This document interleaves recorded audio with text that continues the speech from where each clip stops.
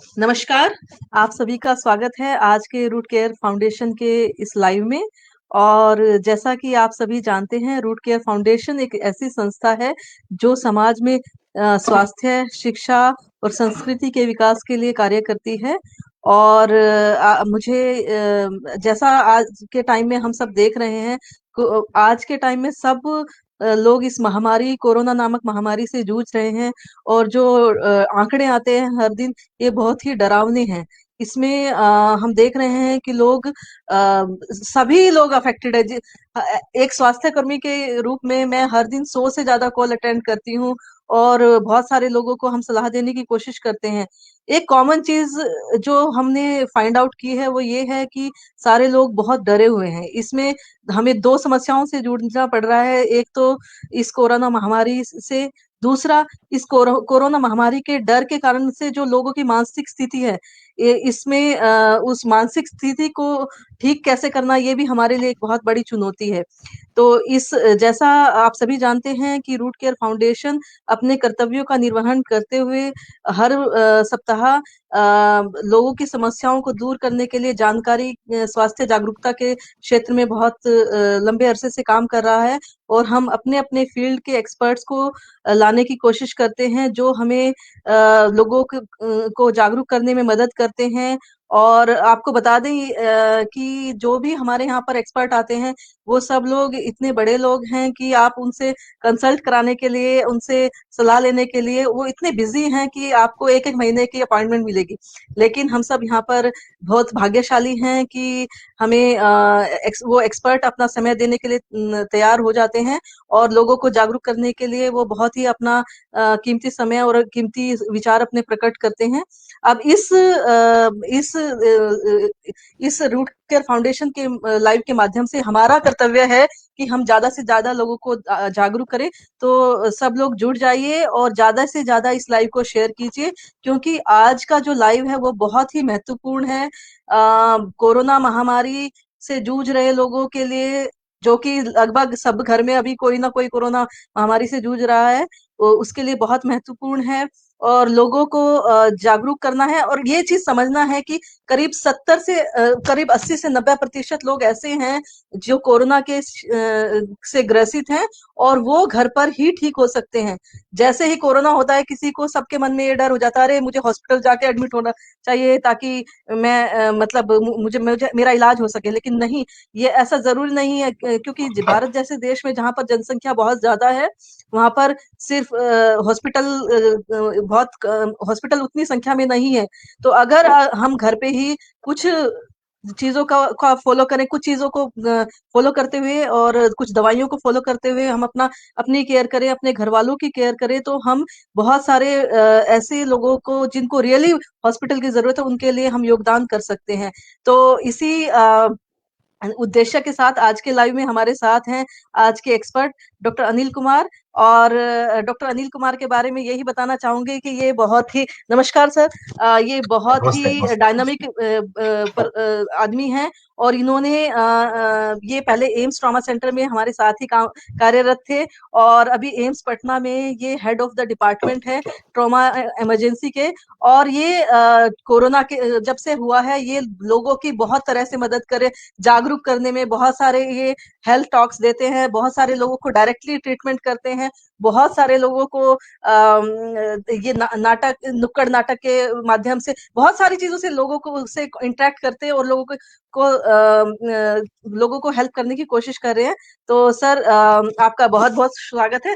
कृपया root care foundation के इस लाइव में आप अपना परिचय दीजिए। परिचय मैंने संक्षेप में दिया है, आप थोड़ा-सा और जानकारी दीजिए लोगों को।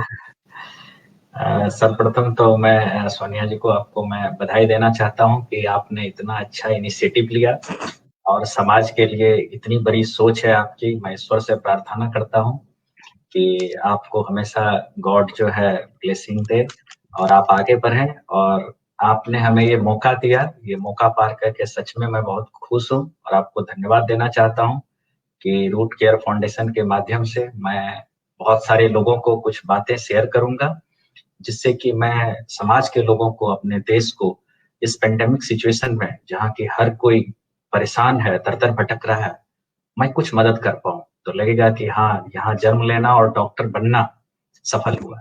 हुँ, हुँ।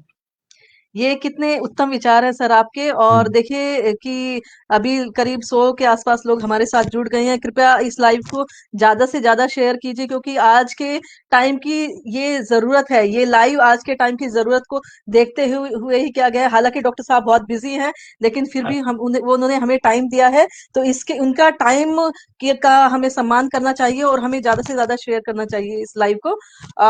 डॉक्टर साहब, ज़्यादा समय ना बिताते हुए मैं आपसे मुद्दे पे आके बात करती हूँ। ये कोरोना महामारी क्या है और इसके क्या लक्षण है? कैसे पता चले किसी आदमी को कि ये कोरोना मुझे कोरोना इन्फेक्शन हुआ है?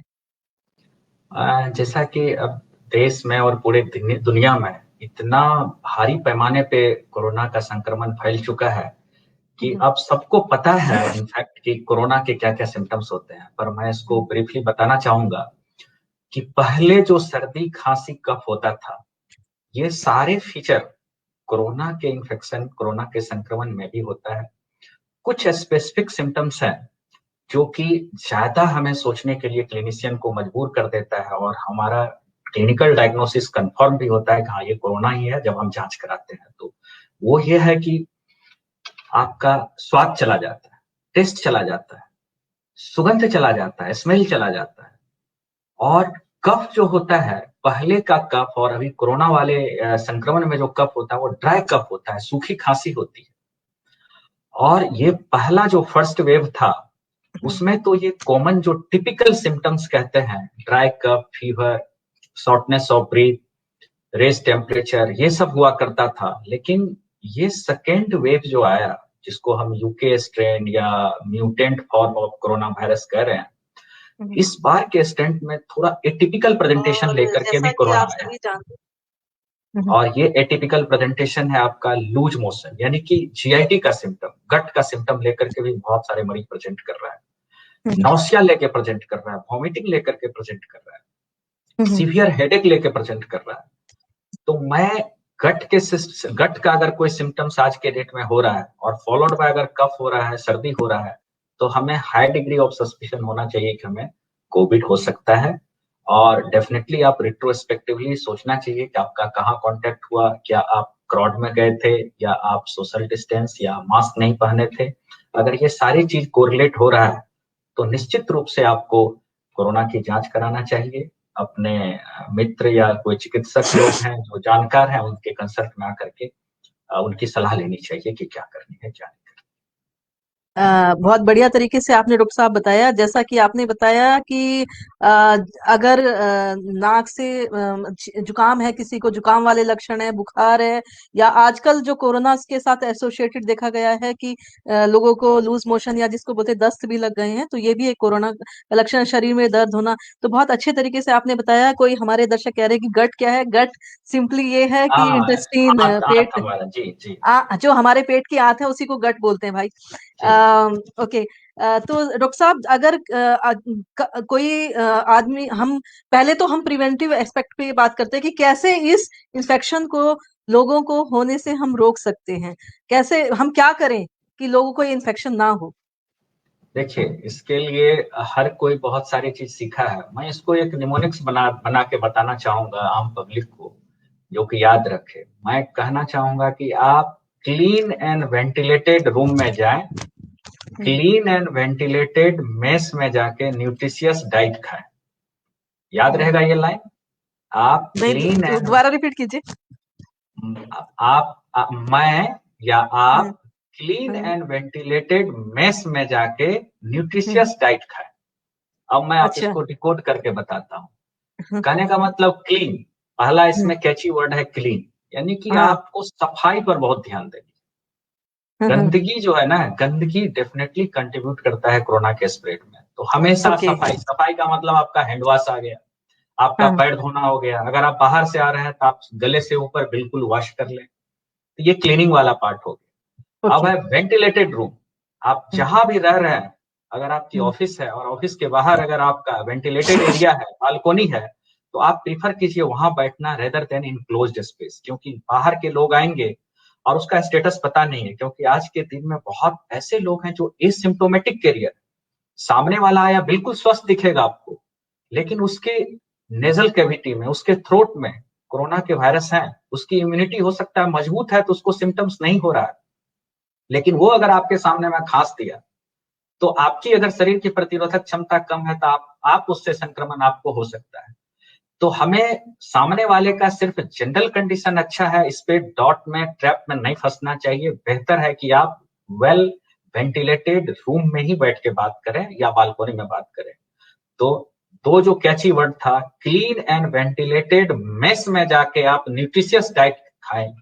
अब मेस का क्या मतलब है? एम हो गया मास्क, आपको मास्क पहनना है हमेशा, डजंट मैटर। बहुत लोग कहता है करे हमें तो इन्फेक्शन हो गया, मैं मास्क क्यों पहनूं? मैं बताना चाहूंगा यहाँ पर सारे दर्शक को कि री इन्फेक्शन भी हो रहा है, फिर उसके भी बहुत सारे कारण है, आगे हम लोग डिस्कस करेंगे। और बहुत लोग कहता है कि मैं वैक्सीन ले लिया, अब मेरे को मास्क क्यों पहनना? लोग तो ऐसे भी हैं जो कहता है कि अरे पहला डोज ले लिया अब कि अब तो मेरा स्ट्रांग हो गया इम्यूनिटी। तो ये गलत है। आप उसके प्रॉपर मेथड भी हम लोग डिस्कस करेंगे कि कितना डोज लेंगे और सेकेंड डोज लेने के कितना दिन के बाद आप अपने को प्रोटेक्टेड मानेंगे। और इनफैक्ट उतना दिन के बाद भी मैं रिकमेंड करूंगा कि आप मास्क पहनना ना छोड़ें जब तक ये पेंडेमिक इरा खत्म ना हो जाता है। तो एम मेस का पहला एम हुआ ये। ई और ई जो है, अगला ई है एक्सरसाइज। एक्सरसाइज का अलग से भी डिस्कस करेंगे कि क्यों एक्सरसाइज इंपॉर्टेंट है। ये डेफिनेटली आपको कोरोना से संक्रमण में आपको बचाएगा। अब उसके बाद है एस एस। डेफिनेटली एक एस से आएगा आपका सैनिटाइजेशन, दूसरा एस से होगा सोशल डिस्टेंसिंग और न्यूट्रिशियस डाइट खाएं। आपको जितना अधिक से अधिक, अभी आप डाइटिंग ना करें, खाना न्यूट्रिशियस लें और एक्सरसाइज करें। आप वर्कआउट करो, अच्छी बात है, लेकिन डाइटिंग मत करो, क्योंकि डाइटिंग करने से कहीं ना कहीं इम्यूनिटी का थोड़ा लोचा होगा, कम होगा। तो ये कैची वर्ड याद रखें कि मुझे क्लीन एंड वेंटिलेटेड मेस में न्यूट्रिशियस डाइट खाना है। ऑलराइट। सो बहुत अच्छा आपने डॉक्टर साहब बताया कि मुझे क्लीन एंड वेंटिलेटेड मेस में जाकर खाना, न्यूट्रिशियस खाना खाना है, न्यूट्रिशियस डाइट खाना है। तो मुझे सुरक्षित रहिएगा। हाँ, तब हम सुरक्षित रहेंगे। तो मुझे आशा है कि सारे हमारे जो दर्शकगण हैं वो इस चीज को समझ पाएंगे। मेस का M is for mask, mask ला के रखना, E is for exercise, S is for sanitization, sanitization और हैंड हाइजीन का पालन करना है, और सोशल डिस्टेंसेस, 2 गज की दूरी, मास्क है जरूरी, वो वाली बात भी हमेशा याद रखनी है। कितना अच्छे से डॉक्टर साहब ने बताया है। डॉक्टर साहब, इसके बाद अब कब, अब ये तो प्रिवेंटिव एस्पेक्ट हो गया। अगर कोई आदमी है, उसको कब ये इंडिकेशन होता है या कब वो सोचे कि हाँ अभी मुझे टेस्ट कराने की जरूरत है, और क्या टेस्ट करवाए? टेस्ट कराने के लिए मैं रिकमेंड करूंगा, एक तो हमारा लिमिटेशन है हमारे देश में कि लोग चाहता भी है टेस्ट कराना तो नहीं हो रहा है, तो इसके लिए भी आप पैनिक ना हो, नंबर 1। नंबर 2, अगर आप किसी भी कोविड संक्रमित व्यक्ति के संपर्क में आते हैं तो बहुत लोग, जैसे कि अभी कांटेक्ट हुआ, वो चाहेगा कि मैं तुरंत अभी सैंपल दे दूं, तो ये गलत है। ऐसा नहीं है कि आपने उससे अभी आपका संक्रमण आया और तुरंत आपका टेस्ट में पॉजिटिव आ जाएगा। No, wait for minimum 3 days. 3 to 6 days average है जब आपको सिम्टम्स आएगा, और यही एवरेज जो है 3 to 6 डे जिस टाइम में सिम्टम्स अपीयर होता है, उसी वक्त अगर आप अपनी सैंपल देते हो तभी आपका टेस्ट पॉजिटिव आएगा। तो बहुत, इसीलिए आपको स्ट्रिक्टली, अगर आप किसी कोविड पॉजिटिव व्यक्ति के संपर्क में आते हो तो आपको आइसोलेट हो जाना है, 3 से 6 दिन का वेट करना है, या तो सिम्टम्स आ जाए, या सिम्टम्स नहीं भी आता है तो आप अपना सैंपल दे के टेस्ट करा सकते हो। इसमें जल्दीबाजी नहीं करना है। ओके, धन्यवाद डॉक्टर साहब, आपने बहुत अच्छे से बताया है कि जल्दी नहीं बताया। अगर कोई आदमी है, अगर मैं एक कोविड पॉजिटिव आदमी के संपर्क में आ गई हूँ, या कोई भी इंसान है कोविड पॉजिटिव आदमी के संपर्क में आ गया है, तो उसे क्या करना चाहिए, और उसे क्या उसे टेस्ट कराना चाहिए? यदि हाँ, तो कब कराना चाहिए? हाँ, वही अभी हम लोग इनफैक्ट इसी से रिलेटेड चीज डिस्कस कर रहे थे। सबसे पहले तो आप अपने को आइसोलेट कर लें, नंबर वन। दूसरा, आप एक कॉन्टेक्ट ट्रेसिंग की प्रथा चलती है, अगर आप जहां पर हो वहां पर कॉन्टेक्ट ट्रेसिंग जैसी कोई बात हो रही है तो आपको उनको नोटिफाइड करना चाहिए कि भैया मेरा ऐसा ऐसा कॉन्टेक्ट हो गया है, कोविड संक्रमित व्यक्ति के संपर्क में आ गया हूँ। आपको जो भी फॉर्मेलिटी करना है ताकि वो उस स्प्रेड को रोक पाए, आपको बाकी लोगों से अलग कर पाए, बाकी लोगों को सचेत कर पाए कि ये घर में फलाना आदमी इन्फेक्टेड है, यहाँ पे आपको नहीं जाना है, उनको अभी आपसे बात नहीं करना है। नंबर थ्री, 3 से 6 दिन तक आपको वेट करना है सैंपल देने के लिए, और अगर सिम्टम्स नहीं आता है तो आपको दो दो दो ढंग का कंसेप्ट है। अगर आपको सिम्टम्स हो रहा है तो 10 दिन तक आपको आइसोलेट करना है, और सिम्टम्स जब खत्म होता है तो एडिशनल 3 डेज यानी कि 13 दिन तक आपको आइसोलेट रखना है। और अगर कोई सिम्टम्स नहीं है, बिल्कुल कोई रिस्क लेना नहीं चाहते हैं, तो 14 दिन तक अपने को आप बिल्कुल आइसोलेट या सो कॉल्ड क्वारंटीन करके आपको रखना है। अगर सिम्टम्स है तो 3 दिन तक आपको सिम्टम्स नहीं आना चाहिए, प्राय 10 दिन तक माना जाता है कि आपका सिम्टम्स रहेगा, और 10 दिन प्लस 3 डेज या नहीं तो 14 डेज आप अपने को कहीं पर कन्फाइंड करके रखो, और टेस्ट लेना 3 से 6 दिन के बीच में। जी धन्यवाद डॉक्टर साहब, आपने बहुत अच्छे से इस सवाल का जवाब दिया। और मैं लगभग 150 के आसपास लोग जुड़ चुके हैं हमारे साथ, और सभी दर्शकों से हाथ जोड़कर निवेदन करूंगी, कृपया इस लाइव को शेयर कीजिए। ये बहुत इंपॉर्टेंट लाइव है।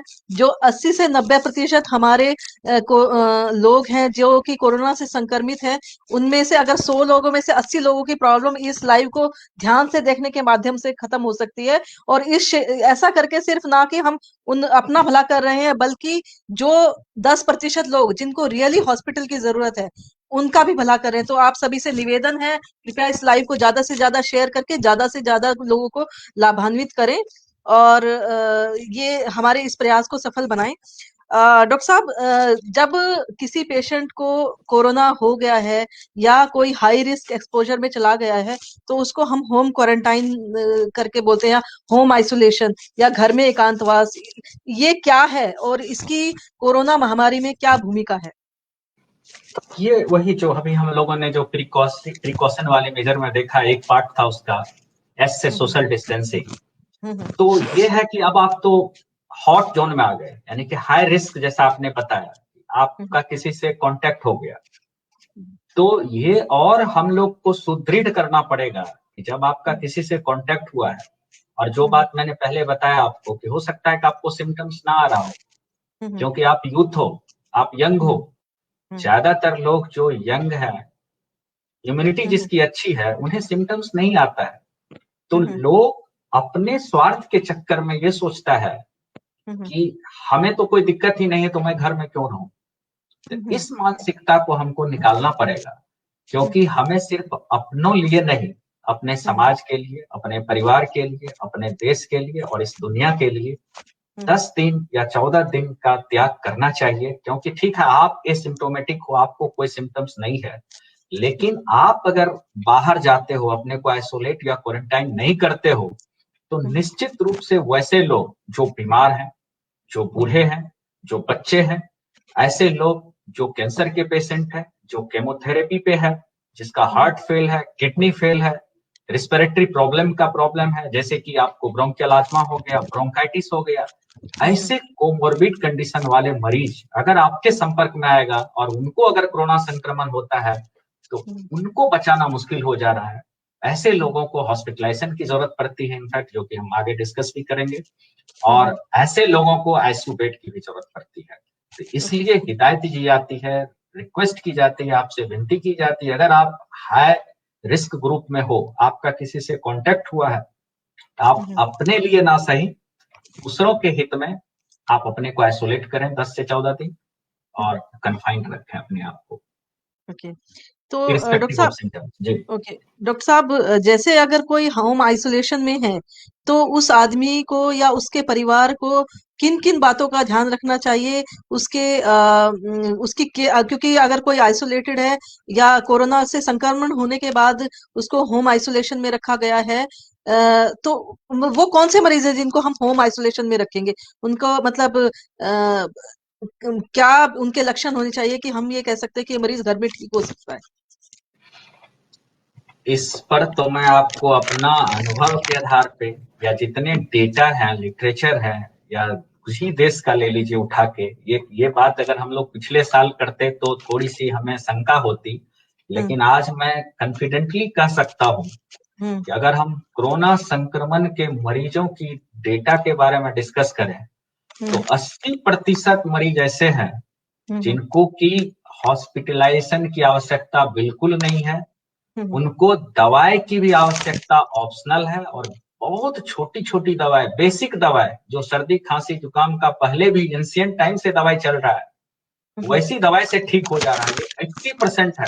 डब्ल्यूएचओ हम्म भी इस चीज को एक्सेप्ट किया है कि सिर्फ 80% लोगों में, अस्सी हम्म प्रतिशत लोगों को सिर्फ छोटी मोटी दवाई से ठीक होती है। अब आज ये 15%, 15% लोग ऐसे हैं जिनको ऑक्सीजन की आवश्यकता पड़ती है, और मात्र आपका 80, 15, 85 हो गया ना, अब 95 हो गया ना, ये 5% लोग हैं जिनको की आईसीयू और वेंटिलेटर बेड की आवश्यकता पड़ती है।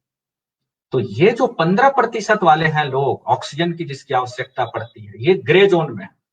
हम्म ये अब हमारे और आप पे और समाज के लोगों पे डिपेंड्स करता है कि वो हॉस्पिटल में जाना चाहता है ऑक्सीजन के लिए, या ऑक्सीजन की व्यवस्था घर पे करके इस डेटा को 80% ना रख करके 95% कर ले, या अगर हम सेफ रखना चाहते हैं कि नहीं हमको ऑक्सीजन की जरूरत पड़ी, हमको हॉस्पिटल ही जाना है, तब ये परसेंटेज हमारा 80% के आसपास रहेगा कि 80% लोगों को हम घर पे रख के होम आइसोलेशन के कंसेप्ट में ठीक कर सकते हैं by prescribing very very basic drug, जो कि हर किसी को, बच्चे बच्चे को पता है, लोगों को भी पता है। ऐसा नहीं कि हमारे जैसे एक्सपर्ट या डॉक्टर की आवश्यकता है, उनको, उनकी अगर उम्र 20 साल 40 साल के बीच में है तो अभी तक में वो कितना बार सर्दी खांसी जुकाम से पीड़ित हुए होंगे और उनको नाम याद है।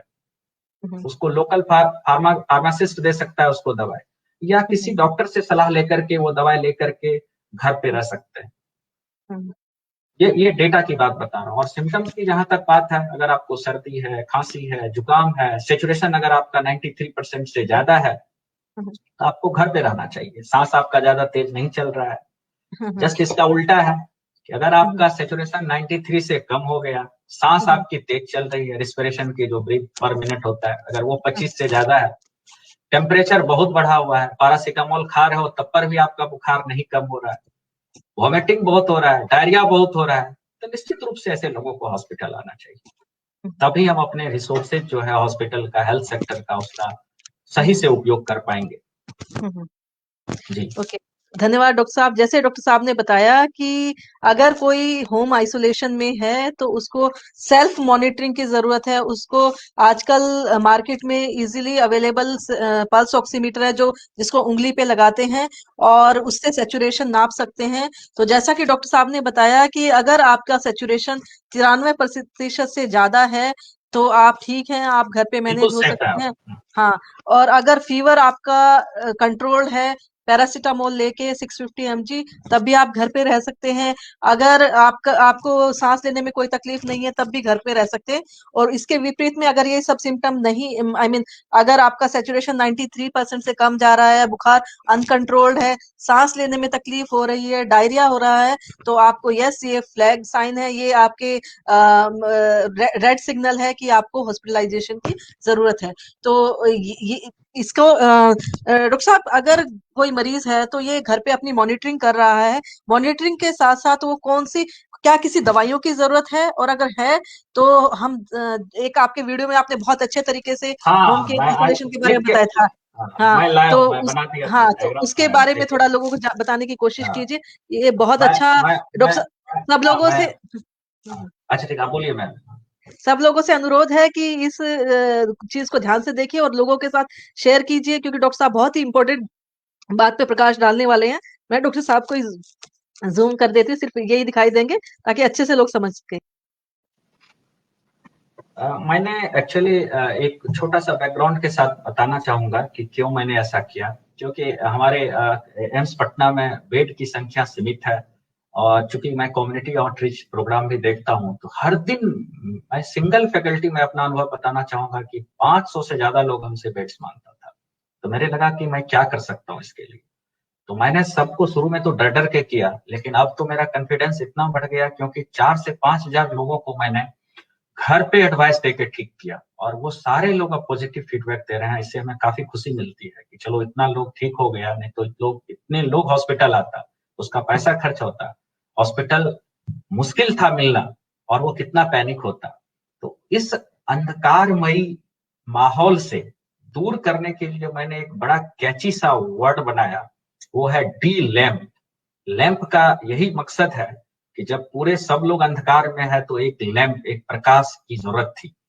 तो इस डी लैंप के माध्यम से आप सारे दवाएं, जो कोरोना का मुख्य दवा है कोरोना संक्रमण होने के बाद, इसका सेवन करना चाहिए। और इससे मैं आपको बताना चाहूंगा कि इस दवाई को फॉलो करने पे ज्यादातर लोग घर पे ठीक हो गए। और दूसरा ये अनुभव बताना चाहूंगा कि जो हमें लगा एज ए क्लिनिशियन, अगर ये दवाई शुरू नहीं करता वो लोग घर पे, तो उनको हॉस्पिटलाइजेशन की आवश्यकता पड़ती, वेंटिलेटर बेड पे जाने की आवश्यकता पड़ती और डेथ होने की संभावना बढ़ जाती। ये सारे चीज को भी ये दवाई कम करता है अगर आप इस सारे मेडिसिन को एट अर्लीस्ट स्टार्ट करें। तो इसके लिए मैंने एक निमोनिक्स बनाया, डी लैम्प। डी लैम्प आप लोगों को दिख रहा होगा। डी डी का मतलब डेक्सामेथासोन। बहुत सस्ती दवाई है, बहुत दिनों से मार्केट में चलती आ रही है। डेक्सामेथासोन बिल्कुल ना संकोच करें खाने में। बहुत लोगों को डर लगता है कि हमको डायबिटीज है, क्यों खाएंगे, क्योंकि ये बेसिक बात सबको पता है कि डेक्सामेथासोन से शुगर बढ़ जाता है। लेकिन मैं कहना चाहूंगा कि शुगर से हमारी कोई ज्यादा खराबी नहीं होगी, क्योंकि 500-400 शुगर लेके लोग 4 साल 5 साल तक चलते रहता है। अचानक पता चलता है कि हमारा शुगर 400 है, तो 7 से 10 दिन डेक्सामेथासोन खाने से शुगर इतना नहीं बढ़ जाएगा कि आपकी जान चली जाएगी। लेकिन अगर हमारा फेफड़ा अगर इंफ्लामेटरी मेडिएटर से इन्फिल्ट्रेटेड रहेगा तो हम सांस बिना लिए हुए मिनटों में मर जाएंगे। तो मैं सबसे अनुरोध करूंगा कि आप ना डरें, डेक्सामेथासोन 6 मिलीग्राम दिन में एक बार ले लें। और अब डी के बाद लैंप जो है, उसमें से एल का मतलब है लो मोलिकुलर वेट हेपेरिन, इनॉक्सापेरिन या क्लेक्सिन इस नाम से आता है। ये 40 मिलीग्राम सब क्यूटेनियस 2 बार देना रहता है। अब आप लोग सोच रहे होंगे कि सब क्यूटेनियस कैसे दें, ये तो इंजेक्शन की बात आ गई फिर। तो मैं यहाँ पे बताना चाहूंगा कि इंजेक्शन नस में देना डिफिकल्ट है, मांस में देना डिफिकल्ट है, लेकिन चमड़े में सुई देना बहुत आसान है। अगर आप गूगल पे या यूट्यूब पे देख लेंगे तो पेट के चमड़े को उठाना है और उसमें इंजेक्शन देना आसान होता है। या अगर आपको कोई health professional, paramedical staff, nursing staff कोई मिल जाए तो उससे मदद लेकर के दिन में 2 बार ये लो मोलिकुलर वेट हेपेरिन जरूर दिलवाना चाहिए, क्योंकि हमारे लंग्स में थ्रोम्बस बनता है, माइक्रोथ्रोम्बाई बनता है और वो हमारे फेफड़े को बुरी तरह से क्षतिग्रस्त कर देता है। तो इससे हमें बचाना है और इसी वजह से हमारा सेचुरेशन कम होता है। तो इसको 7 से 10 दिन तक, ये लाइफ सेविंग मेडिसिन है, इसको देना चाहिए। और मैं यहाँ पर ये कहना चाहूंगा कि अगर आप इसके बावजूद भी इंजेक्शन नहीं लेना चाहते हैं या असमर्थ हैं, तो टेबलेट एपिक्साबेन 2.5 मिलीग्राम की है, इसको सुबह शाम 10 दिन तक चलाएं। ये भी आपका थ्रोम्बस को कम करने में मदद करेगा। अब ए है एजिथ्रोमाइसिन, सिंपल एंटीबायोटिक है, 500 मिलीग्राम की, सब लोग जानते होंगे। ये एक एक टेबलेट एक बार 5 दिन तक लेनी चाहिए। और एम से है मोन्टेयर एलसी, मोन्टिलोकास्ट और लिवोसेट्रिजिन। ये एंटीहिस्टामिनिक और लिकोट्रिन ब्लॉकर, लिकोट्रिन रिसेप्टर को ब्लॉक करता है। तो ये मोन्टेयर एलसी एक टेबलेट एक बार 10 दिन तक लेना है। और अंतिम लेटर जो है इस कैची वर्ड का, डी लैम्प का, वो है पी, पारासीटामोल। अगर बुखार रहे तब लेना चाहिए, या नहीं तो हर 6-6 घंटे पे इसको रिपीट कर सकते हैं। तो मैं समराइज फॉर्म में कहना चाहूंगा कि dexamethasone, low molecular weight heparin या टेबलेट एपिक्साबेन, एजिथ्रोमाइसिन 500 मिलीग्राम, मोन्टेयर एलसी और पारासीटामोल, ये मुख्य दवा है जिसको कि घर पे आप शुरू कर सकते हो। इनफैक्ट हॉस्पिटल आने पर भी हम लोग ये डेक्सामेथासोन टेबलेट के बदले इंजेक्टेबल कर देते हैं। अगर सीवियर इन्फेक्शन हो गया, सेकेंडरी बैक्टीरियल इन्फेक्शन, तो एजिथ्रोमाइसिन के बदले कोई हायर एंटीबायोटिक दे देते हैं। पैरासीटामोल टेबलेट के बदले पैरासीटामोल का इन्फ्यूजन चलाते हैं। मुख्यतः दवाई यही है, इसी के टेबलेट के बदले इंजेक्टेबल फॉर्म कर देते हैं, यही फर्क है। तो ये दवाई अगर आप शुरुआत में ही स्टार्ट कर लोगे तो आपका सिम्टम्स सीवियर नहीं होगा, आपकी परेशानी ज्यादा नहीं बढ़ेगी, आपकी कंडीशन क्रिटिकल नहीं होगी और आप ठीक हो जाओगे। और दूसरा चीज जो है कि लाइफ स्टाइल मॉडिफिकेशन से रिलेटेड कुछ बात है जिसका पालन करना चाहिए। ये तो उन लोगों को भी करना चाहिए जो स्वस्थ है या जिसको कोई सिम्टम्स नहीं है, कोरोना पॉजिटिव है लेकिन कोई सिम्टम्स नहीं है, या कोरोना पॉजिटिव नहीं है यानी कि बिल्कुल नॉर्मल पेशेंट है, वो भी चाहता है, जैसे कि आपने पहला क्वेश्चन पूछा था कि क्या प्रिकॉशन लेना चाहिए, उन लोगों को भी ये लाइफ स्टाइल रिलेटेड मॉडिफिकेशन की जो बात है इसको फॉलो करना चाहिए।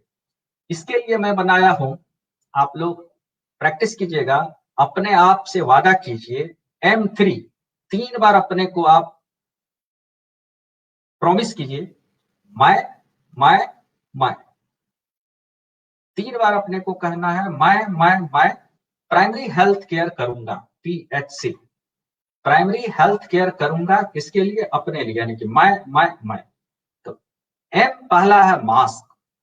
आप सभी लोगों से निवेदन करूंगा कि मास्क ना छोड़ें जब तक कि हम लोग इस पेंडेमिक से उबर नहीं जाते हैं। कोई मतलब नहीं है कि आप इन्फेक्टेड हो या आप वैक्सीन ले लिए हो, सबको पहनना है। दूसरा M हुआ मल्टीविटामिन, जितना भी विटामिन आपको मिले, vitamin A, vitamin B, vitamin C, vitamin जो भी विटामिन है, जिंक या विटामिन डी का सेचेट, आप या तो फूड जो रिच सोर्स है विटामिन का उसका सेवन बढ़ा दीजिए, या लगता है कि आपको डाइट में नहीं मिल पा रहा है तो आप टैबलेट फॉर्म में उसका सेवन कर सकते हैं।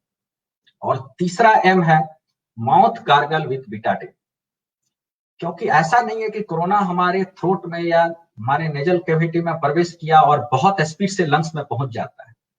लंग्स और मुंह या नाक, इस दोनों के बीच का जो रास्ता है, लंग्स को अगर आप महल मानते हो तो कोरोना आपके महल में आक्रमण कर रहा है, रास्ता आपका ये है एयरवे, तो ये रास्ते में ही हम उसको अटैक करना चाहिए हमें। तो ये बीटाडीन गार्गल करना की जो प्रक्रिया है, ये उस कोरोना को महल तक पहुंचने नहीं दे रहा है, यानी कि रास्ते में ही अगर आप गार्गल दिन में 3 या 4 बार या 2 बार एटलीस्ट करते हो तो ये कोरोना के वायरुलेंस को कम कर दे रहा है या उसको बाहर की तरफ मार के निकाल दे रहा है बीटाडीन। तो ये बीटाडीन हो या क्लोरहेक्सिडिन हो, अगर पैसे की दिक्कत हो तो आप गर्म पानी करो और गर्म पानी में नमक डाल दो, उससे भी गलगला करने पे, गार्गल करने से आप कोरोना को इस रास्ते में, लंग्स में, फेफड़े में पहुंचने से पहले आप उसकी तीव्रता को कम कर सकते हैं। अब P है प्रोन पोजीशन, पेट के सहारे लेटना।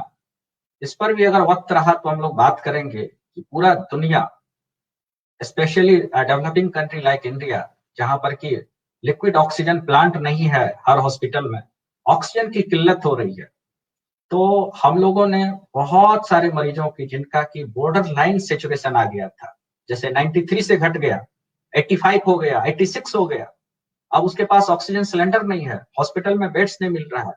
तो ये जो बॉर्डर लाइन जो है 93 के 5-7 नीचे वाला लेवल, आप ऐसे मरीज को अगर आप पेट के बल लेटा देते हो तो निश्चित रूप से इसका सेचुरेशन 5 से 7 ऊपर चला जाता है और हम बाकी जो वाइटल्स ऑर्गन है इसमें हाइपोक्सिया होने से बचा सकते हैं और उसकी जिंदगी को बचा सकते हैं। तो प्रोन पोजीशन की प्रक्रिया हमें जब तक पेंडेमिक सिचुएशन है करना चाहिए, अगर आपको डाउट हो रहा है कि हमें ऑक्सीजन शरीर में कम हो रहा है तो। H हैंड वॉश, हम प्रिकॉशन के वक्त भी हमने मेस वाले में भी बताया कि आप पहला क्लीन एंड वेंटिलेटेड रूम, तो क्लीन का कंसेप्ट यहाँ भी है, हैंड वॉश। हैंड वॉश करने से कोरोना तो छोड़ दो, दुनिया में जितनी बीमारी संक्रमण से हो सकता है सारी बीमारी कम हो सकती है अगर हम हैंड वॉश की प्रक्रिया को अपना लें। और C है हमारा चेस्ट फिजियोथेरेपी। कोरोना का टारगेटेड मेन टारगेट ऑर्गन जिस पर आक्रमण करके हमें सीरियस कर दे रहा है, क्रिटिकल कर दे रहा है, आईसीयू बेड पे दे रहा है, और मौत के घाट उतार दे रहा है, वो ऑर्गन है हमारा फेफड़ा। तो हम सारे लोगों से, कोरोना संक्रमण हो या ना हो, ऐसे व्यक्तियों से मैं आग्रह करूंगा कि आप अपने फेफड़े, जैसे कि एक्सीडेंट होता है, हड्डी टूटती है, रिहेबिलिटेशन करता है, कहता है कि आप फिजियोथेरेपी में चले जाओ, एक्सरसाइज करो, मसल्स की पावर आ जाएगी। तो इसके लिए हम, चेस्ट स्पायरोमेट्री है, इस तरह का आता है चेस्ट स्पायरोमेट्री, बहुत सस्ता इक्विपमेंट है, 150-200 रुपए की चीज है, इसको घर में खरीद लीजिए। और हुक्का जैसे पीता था गांव के लोग, तो हुक्का पीने से लंग्स खराब होता है, लेकिन इसको करने से लंग्स आपका स्ट्रांग हो रहा है, आप ज्यादा स्ट्रांग हो गए कोरोना से फाइट करने। और इसको आपको खींचना है ऊपर की तरफ, लाइक दिस। देखिए, आपको लग रहा होगा कि बॉल बहुत कम उठा, अगर तीनों बॉल उठा है यानी कि मेरा फेफड़ा क्या है, स्ट्रॉन्ग है। देखिए, मैं खींच के बताता हूं आपको, ये मशीन देखिए खराब है, मेरा फेफड़ा ठीक है, लूज हो गया है। अदरवाइज तीनों उठना चाहिए, अगर तीनों नहीं उठ रहा है, इसका मतलब या तो आप स्मोकर है, या तो आपका फेफड़ा खराब है। और ऐसे लोगों को जब तीनों बॉल नहीं उठता है, तो आप कोरोना के संक्रमण से ज्यादा ग्रसित हो सकते हैं। तो ये M3PHC के कंसेप्ट को आपको फॉलो करना चाहिए। वाह, बहुत अच्छे तरीके से डॉक्टर साहब आपने बताया। और मुझे पूरा विश्वास है कि हमारे दर्शक हैं जो वो डी लैंप और मैं प्राइमरी हेल्थ केयर करूंगा यस। को फॉलो करेंगे। और अब बार बार मैं सभी दर्शकों से अनुरोध कर रही हूँ, कृपया इस जो लाइव है, इतना इम्पोर्टेंट लाइव है, इसको शेयर कीजिए, ज्यादा से ज्यादा लोगों को लाभान्वित कीजिए। बहुत सारे सवाल लोग, करीब 250 के आसपास लोग अभी हमें देख रहे हैं डॉक्टर साहब, और कुछ लोग सवाल कर रहे हैं। आप बहुत अच्छा लग रहा है, और आपके जो भी मन में सवाल है कृपया कमेंट बॉक्स में टाइप करते रहिए। हम लास्ट के 15 मिनट में आपके सवाल जरूर लेंगे। तो आप ये मत सोचिएगा कि आपके सवाल देखे नहीं जा रहे हैं, सबके सवाल देखे जा रहे हैं, और सबको अब उनके जो मन के क्वेश्चंस हैं उनका जवाब मिलेगा। अब डॉक्टर साहब, बहुत सारे मुझे भी फोन आते हैं और आपको भी फोन आते होंगे, और जितने भी हेल्थ केयर प्रोवाइडर्स हैं वो आज के टाइम में बहुत फोन अटेंड कर रहे हैं। एक तो सबसे पहली सबकी जरूरत होती है कि बेड दिलवा दीजिए, तो उसके लिए तो हम चाह कर भी आज के टाइम में लोगों को मदद नहीं कर पा रहे, लेकिन हाँ, हम फोन पे लोगों को गाइड करके उनको मदद कर सकते हैं। एक एक जो बहुत कॉमन क्वेश्चन इसके बाद आता है कि इनको कोरोना हो गया है और इनको क्या खिलाएं, क्या ना खिलाएं। तो मतलब diet modification during home isolation क्या करना चाहिए, क्या डाइट लेनी चाहिए ताकि मरीज जल्दी स्वस्थ हो जाए, या जो लोग कोरोना से ग्रसित नहीं हुए हैं तो उनको जल्दी से इन्फेक्शन ना हो, तो क्या डाइट लेना चाहिए, डाइट का क्या रोल है इस बीमारी में? बहुत ही सही सवाल आपने पूछा। डाइट जो है, डाइट का फिर वास्ता मैं कहूंगा कि हमारे इम्यूनिटी से है। यानी कि अगर हमारे शरीर की प्रतिरोधक क्षमता मजबूत है, तो निश्चित रूप से हम कोरोना को हराने में ज्यादा सफल होंगे वैसे व्यक्ति के तुलना में जिसकी शरीर की प्रतिरोधक क्षमता कम है। और हमारा इम्यून सिस्टम स्ट्रॉन्ग है या वीक है, ये मोर और लेस डेफिनेटली कोरिलेटेड होता है कि आपका डाइट कैसा है। और डाइट में आप है कि हमारा, जैसे कि हमारा गरीब देश है, गरीब राज्य है, यहाँ के लोग ज्यादातर कार्बोहाइड्रेट खाते हैं। उनको जो बैलेंस फूड है, कार्बोहाइड्रेट, प्रोटीन, विटामिन, मिनरल, ये सारी चीज नहीं ले पाता है अप्रोप्रिएट अमाउंट में, तो डेफिनेटली लॉन्ग टर्म तक कुपोषण होने के कारण, कुपोषण इटसेल्फ बिग इनहिबिटर है हमारे इम्यून सिस्टम को स्ट्रांग होने से रोकने का।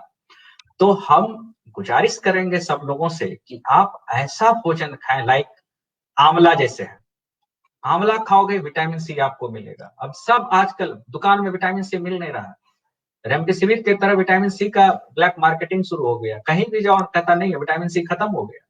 तो हमको सोचना पड़ेगा कि कौन सा फूड खाए जिससे हमको बाहर से टेबलेट नहीं खरीदना पड़े।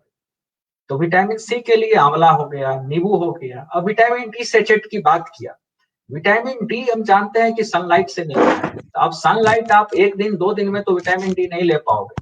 अब मिल्क है, साल्मोन फिश है, इस तरह की चीज को अगर आप खा रहे हो तो आपका विटामिन डी की मात्रा शरीर में बढ़ेगी।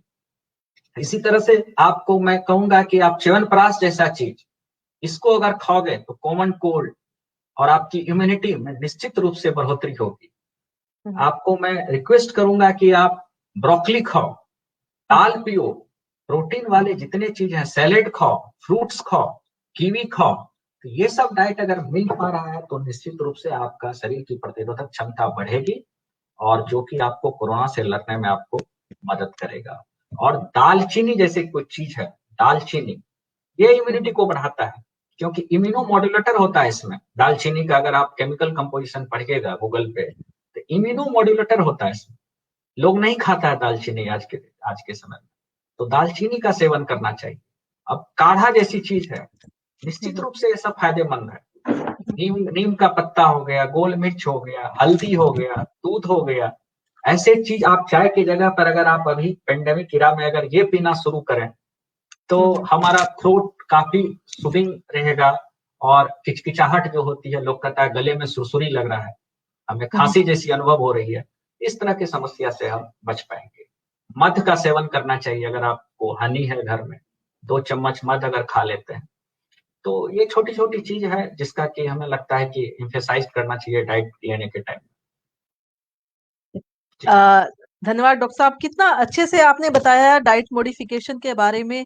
तो जैसा कि सभी दर्शकों को मैं दोबारा से इम्फेसाइज करना चाहूंगी कि डॉक्टर साहब ने बहुत ही उम्दा तरीके से बताया है कि डाइट ये नहीं है कि आप ज्यादा पैसा खर्च करेंगे और ज्यादा उस पे दवाइयों पे खर्च करेंगे तभी आपको न्यूट्रिशनल स्टेटस आपका मेंटेन रहेगा, आपका शारीरिक जो पोषण है वो मिलेगा। इसके लिए हमारे आसपास की जो चीजें अवेलेबल है उन्हीं को हम यूज कर सकते हैं। विटामिन डी का सबसे अच्छा और फ्री ऑफ कॉस्ट सप्लीमेंट, जैसे डॉक्टर साहब ने बताया, धूप है, दूध है, और डॉक्टर साहब ने बताया कि विटामिन सी की गोली, फिश है, फिश है। जो लोग मांसाहारी हैं वो फिश खा सकते हैं। प्लस जो जैसे कि ये है आपका विटामिन सी है, विटामिन सी की गोलियां सच में आजकल मार्केट में मिल नहीं रही हैं, तो आप उसके लिए आंवला, संतरा या फिर नींबू जो आराम से मिल रहा है वो हम खा सकते हैं। तो धन्यवाद डॉक्टर साहब, आपने बहुत अच्छे तरीके से बताया। और मेरा एक सवाल है जिसको ऑलरेडी आप आंसर भी कर चुके हैं, लेकिन फिर भी उस चीज को दोबारा मैं हाईलाइट करवाना चाहूंगी हमारे दर्शकों के लिए कि लोगों का मानना है कि जब गले में खराश होती है या जुकाम होता है, ये वाली समस्या कॉमनली फील करते हैं कोरोना बीमारी में, तो उसको कैसे हम दूर कर सकते हैं?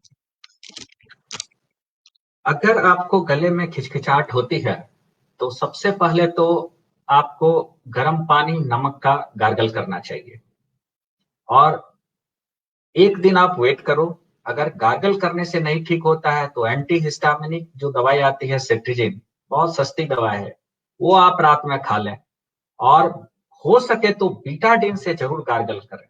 और इतना पे भी अगर नहीं ठीक हो जा रहा है तब समझना चाहिए कि हमें बैक्टीरियल इन्फेक्शन है या कोई इन्फ्लामेशन है गले में, तो एक बेसिक एंटीबायोटिक खाना चाहिए 4 से 5 दिन तक। और डेफिनेटली डाउट होना चाहिए कि हमें कोविड हो सकता है, तो स्टेप बाय स्टेप हमें सोचना चाहिए। सबसे पहले सबसे इजीएस्ट चीज कि सिंपल चीज होगा, भाई गर्म पानी नमक थोड़ा गार्गल कर लो, प्रॉपर स्लीप लेना चाहिए, भाप ले लो, सोना बहुत जरूरी होता है ऐसी चीज, क्योंकि अगर आप जगते हो, अगर आप साइकोलॉजिकली आप फील करते हो कि गले में कुछ आया तो डेफिनेटली आपको वो सुरसुराहट बार बार आएगा।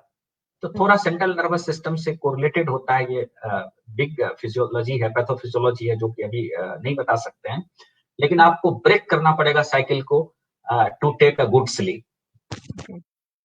धन्यवाद डॉक्टर साहब। जी हाँ, भाप लेने के लिए हमें सिंपल पानी से भी भाप ले सकते हैं, जैसा अभी डॉक्टर साहब ने बताया। और हाँ, उसके इस तरह का कार्बोल प्लस बड़ी सस्ती हाँ, दवा है ये भी।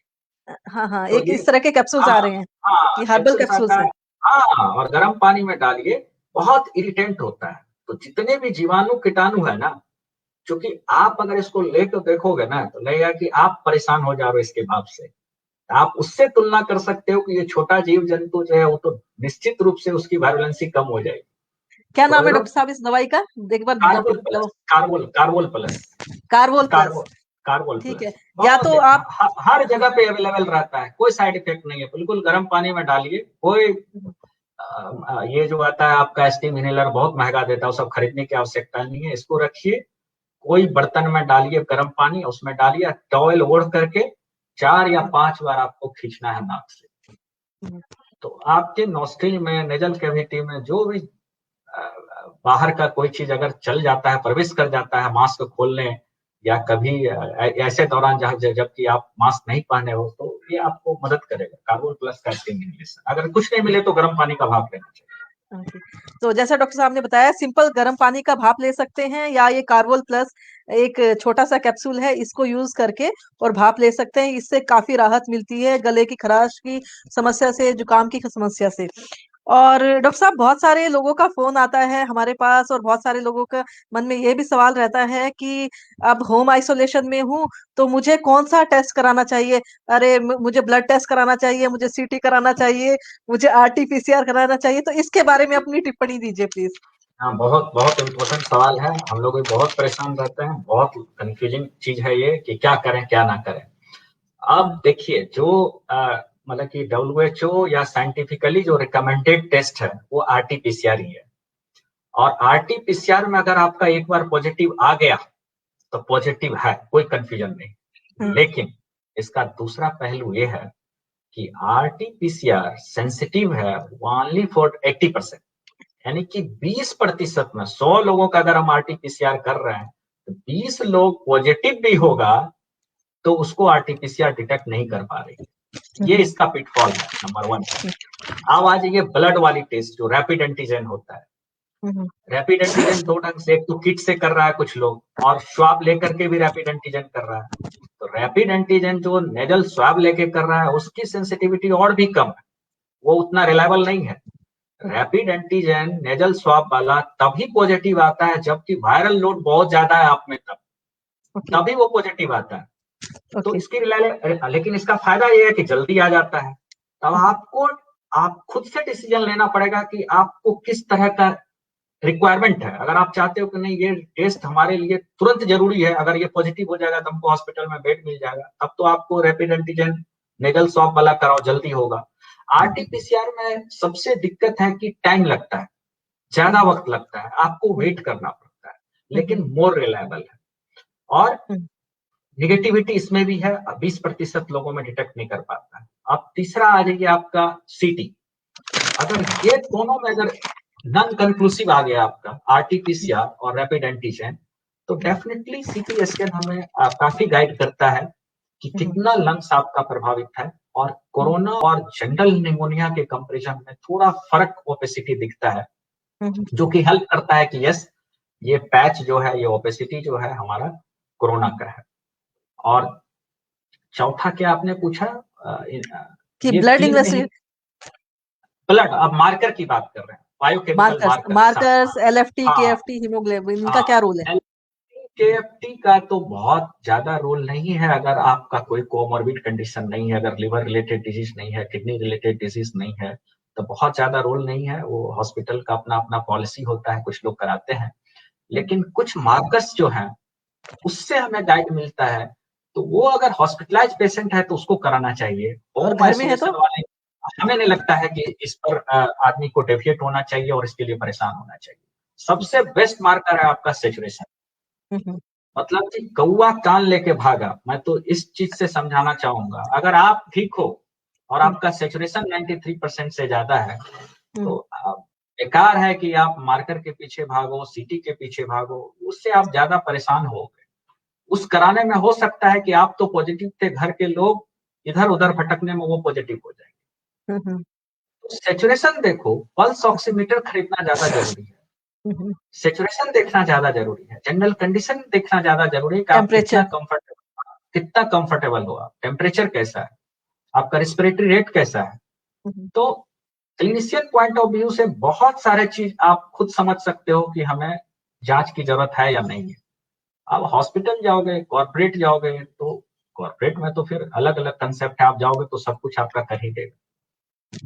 तो जैसा कि धन्यवाद डॉक्टर साहब, आपने बहुत अच्छे तरीके से बताया कि कोई भी जब अगर आपका सेचुरेशन 93% से अबव आप मेंटेन कर रहे हैं, आपको ब्रीदिंग डिफिकल्टी नहीं है, आपका फीवर कंट्रोल्ड है, पैरासिटामोल लेने से कंट्रोल हो पा रहा है, तो आपको इधर उधर भागने की कोई जरूरत नहीं है, डाइवर्ट होने की जरूरत नहीं है कि टेस्ट कराने से ही आपको फायदा मिलेगा। इसकी कोई जरूरत नहीं है। आपको ये जो 2 हफ्ते का कोर्स है, इसमें आपको बिल्कुल ठीक हो जाओगे। और ये बहुत ही ये चीज हमें सबको समझने की जरूरत है। हमें आसपास के लोगों को समझाने की जरूरत है, ताकि लोग भयभीत ना हो। लोगों के मन में डर बैठ गया है कि कोरोना का मतलब मृत्यु, ऐसा नहीं है। बहुत सारे आज के आंकड़े ये बता रहे हैं कि कोरोना से ज्यादातर लोग ठीक हो जा रहे हैं। तो इसलिए धैर्य रखें, 2 हफ्ते का टाइम आइसोलेशन में अच्छे से बिताएं। और अगर फ्लैग सिस्टम सिम्टम्स हैं, या आप कहेंगे कि कुछ रेड सिग्नल्स हैं कि आपका सैचुरेशन 93 से नीचे जा रहा है, या आप की सांस की जो रेट है वो 25 से ज्यादा हो रही है पर मिनट, या फिर आपको बहुत ज्यादा फीवर है, बिल्कुल कंट्रोल नहीं हो रहा, तभी हॉस्पिटलाइज होने की जरूरत है। नहीं तो आप घर पर ठीक हो सकते हैं। सीटी, एलएफटी कराना कोई इंपॉर्टेंट नहीं है। आप देख भी रहे हैं आज के टाइम में, आप आप पैसे दे लो, लेकिन लैब वाले आकर घर सैंपल लेने की भी कंडीशन में नहीं है। घर वाले कहीं जाएंगे तो वो भी सैंपल, सब जगह बहुत भीड़ है। और रिपोर्ट आने में भी, जो पहले 1 दिन में आया करती थी रिपोर्ट, 4-4 दिन लग जाते हैं। तो इन सब चीजों में समय और पैसा ना व्यर्थ करें, और अपने ख्याल रखें। हाँ, अगर रेड सिग्नल है तब हॉस्पिटलाइज हुए, तब आपको हॉस्पिटल में जो प्रोटोकॉल के हिसाब से आपका इलाज होएगा। नहीं तो घर पे आप बहुत सारी चीजें मैनेज कर सकते हैं। तो ये बहुत इंपॉर्टेंट बात बताई डॉक्टर साहब ने। और डॉक्टर साहब, अभी आपने जो हमें बताया था प्राइमरी हेल्थ डी लैम्प, और मैं प्राइमरी हेल्थ केयर करूंगा, उसमें आपने बताया था पोजीशन का रोल। एक बार पोजीशन का रोल बहुत इंपॉर्टेंट है, बहुत लोगों हाँ, को इससे फायदा मिल रहा है। इसके बारे में एक बार विस्तार से लोगों को बताइए। प्लस मैं अपने दर्शकों से हाथ जोड़कर फिर से अनुरोध करूंगी कि ये लाइव को शेयर कीजिए ज्यादा से ज्यादा लोगों के लिए। और अगर किसी कारणवश अभी कुछ लोग नहीं देख पा रहे हैं, तो ये लाइव रूट केयर फाउंडेशन के पेज पे रहेगा, फिक्स रहेगा। आप कभी भी इस लाइव को जाकर देख सकते हैं, अपना फायदा कर सकते हैं, अपने आसपास के लोगों का, समाज के लोगों का फायदा कर सकते हैं। और हमारे अल्टीमेटली आप देश, ये एक हिसाब का विश्व युद्ध चल रहा है। कोरोना महामारी एक विश्व युद्ध है, जिससे हम सभी जूझ रहे हैं, और हम सब इसमें सिपाही हैं। आप भी एक सिपाही की भूमिका निभा सकते हैं इस तरह के लोगों को जागरूक करने के लिए, और लोग और देश के जो संसाधन है उनको बचाने के लिए। तो डॉक्टर साहब, प्लीज आप पोजिशनिंग पे थोड़ा सा प्रकाश डालिए।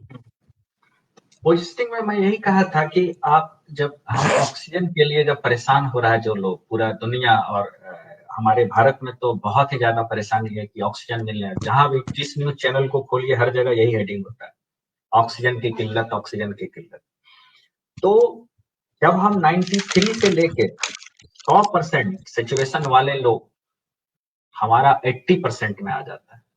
यानी कि जो हम लोग डिस्कस किए, 80% पॉपुलेशन जो कोरोना संक्रमित हुआ है, वो 93% सैचुरेशन से लेकर के 100% में आ रहा है।